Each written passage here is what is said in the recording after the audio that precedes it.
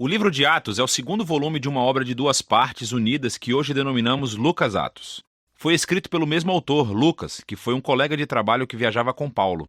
Isso é evidente a partir da introdução do livro, onde Lucas diz: "Eu escrevi o primeiro volume, que é o Evangelho, sobre todas as coisas que Jesus começou a fazer e ensinar."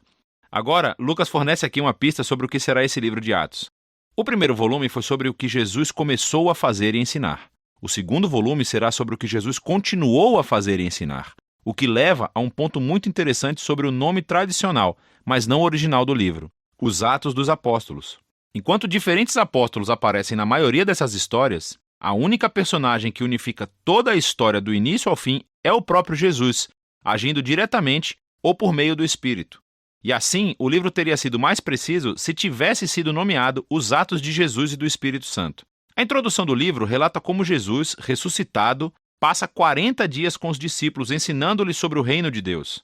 E isso se conecta à história do Evangelho de Lucas, em que Jesus declarou que ele restauraria o reino de Deus sobre o mundo, começando com Israel.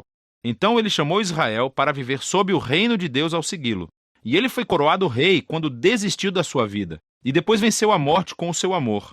E assim começa o livro de Atos com o rei Jesus ressuscitado, ensinando os seus discípulos sobre a vida no seu reino. Então, ele promete que o Espírito virá em breve e eles serão imergidos na sua presença pessoal. E isso cumpre uma das principais esperanças dos profetas do Antigo Testamento: que no reino messiânico a presença de Deus, seu Espírito, viria e moraria entre o seu povo em um novo templo e transformaria os seus corações.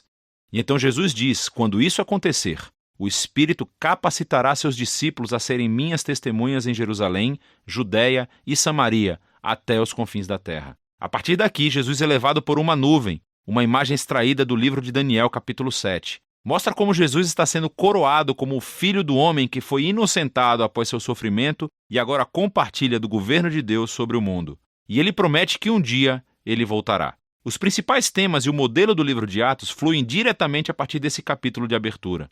Essa é uma história sobre Jesus conduzindo seu povo através do Espírito a irem pelo mundo inteiro, convidando todas as nações a viver sob seu reino. E então, a história começará com essa mensagem sendo divulgada em Jerusalém, e depois pelas regiões vizinhas da Judéia e Samaria, repletas de pessoas não judias, e depois de lá, para todas as nações até os confins da terra. Esse vídeo se concentrará na primeira metade do livro. Então, a seção que se concentra em Jerusalém começa com os seguidores de Jesus aguardando pela festa de Pentecostes, quando todos esses peregrinos judeus de todo o mundo antigo estavam na cidade. E o Espírito Santo vem sobre os discípulos como um forte vento e algo como chamas aparece sobre a cabeça de cada pessoa e juntos começam a anunciar e contar histórias dos atos poderosos de Deus. E eles começam a falar nessas línguas que não conheciam antes, mas todos os que estavam reunidos conseguiam entender tudo perfeitamente. Para compreender o que Lucas enfatiza na história, é crucial entender as origens dessas imagens no Antigo Testamento. Então, primeiro, o vento e o fogo são uma alusão direta às histórias sobre a presença ardente e gloriosa de Deus enchendo o tabernáculo e o templo. E também está relacionado com as promessas proféticas de que Deus viria e viveria no novo templo do reino messiânico por meio do seu Espírito. Aqui em Atos, a presença ardente de Deus vem habitar no meio do seu povo, não em um edifício. Lucas está dizendo que o novo templo prometido pelos profetas é a nova aliança da família de Jesus, o povo de Jesus, o que se relaciona à segunda coisa que Lucas está tentando dizer aqui. Os profetas prometeram que, quando Deus viesse habitar no seu novo templo, ele reunificaria todas as tribos de Israel sob o reino messiânico, e as boas novas do reino de Deus seriam divulgadas e anunciadas às nações. Lucas descreve em detalhes a integração de multitribos internacionais de todos os israelitas que estavam lá em Pentecostes e que responderam à mensagem de Pedro. Os apóstolos, então, continuam convidando os israelitas a reconhecer Jesus como seu Messias, e milhares responderam, formando novas comunidades de generosidade, adoração e celebração. Mas nem todo mundo estava celebrando. A partir daqui, Lucas mostra como a nova família de Jesus rapidamente enfrentou hostilidade dos líderes de Jerusalém. Com um modelo simétrico realmente muito bonito, Lucas narra um conto de 2 templos. Assim, o novo templo de Deus, a comunidade dos seguidores de Jesus, se reunia todos os dias no pátio do templo e de casa em casa. E no meio desses avisos há 2 histórias sobre Pedro e os outros apóstolos que estavam curando pessoas nos pátios do templo e foram presos pelos líderes do templo, seguidas cada uma por um discurso de Pedro clamando que Jesus é o verdadeiro rei de Israel. E no centro de tudo, há essa história sobre os seguidores de Jesus doarem bens e propriedades para um fundo comum a fim de ajudar os pobres.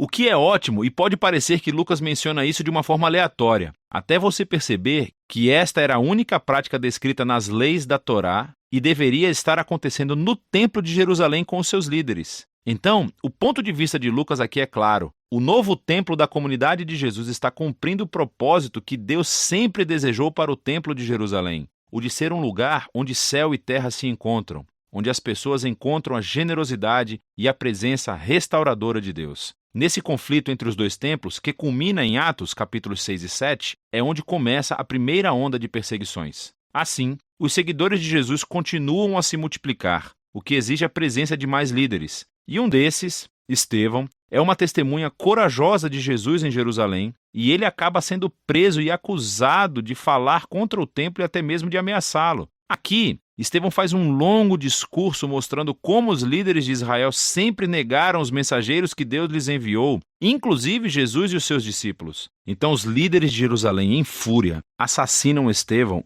e iniciam uma onda de perseguições contra os seguidores de Jesus, o que expulsa a maioria deles da cidade. Contudo, isso tem um efeito paradoxal. Lucas mostra como essa estratégia, na verdade, se tornou um meio pelo qual o povo de Jesus agora é enviado à Judéia e Samaria. Nessa sessão, Lucas reúne um conjunto diversificado de histórias que mostram como a comunidade de Jesus, em sua maioria judaica e baseada em Jerusalém, tornou-se um movimento internacional e multiétnico. Então, primeiro vem a missão de Filipe em Samaria. É a terra dos inimigos odiados de Israel e muitos deles vêm a seguir Jesus.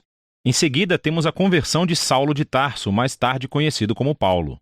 Ele era o inimigo mortal e perseguidor dos seguidores de Jesus até conhecer pessoalmente o Jesus ressuscitado e se tornar um defensor apaixonado em nome de Jesus. Segue a história de Pedro quando teve uma visão sobre como Deus não considera o povo não-judeu ritualmente impuro ou indigno de se unir à família de Jesus. Pedro, então, é levado pelo Espírito para a casa de um soldado romano, que está repleta de pessoas não-judias, e todos reagem às boas novas de Jesus. Na verdade, o Espírito apresenta-se poderosamente entre eles, assim como fez para os discípulos judeus no capítulo 2. Todos esses temas se reúnem na fundação da igreja em Antioquia, a maior e mais cosmopolita cidade daquela parte do Império Romano. E Lucas nos diz que Barnabé, um líder judeu da igreja de Jerusalém, foi com Paulo para ajudar a liderar essa comunidade eclesial. E isso deu início à primeira grande igreja multiétnica da história. Foi onde os seguidores de Jesus foram chamados de cristãos pela primeira vez, e é a partir daqui que os primeiros missionários internacionais são enviados. E vemos a missão de Jesus se tornando realidade, o que nos leva ao restante da história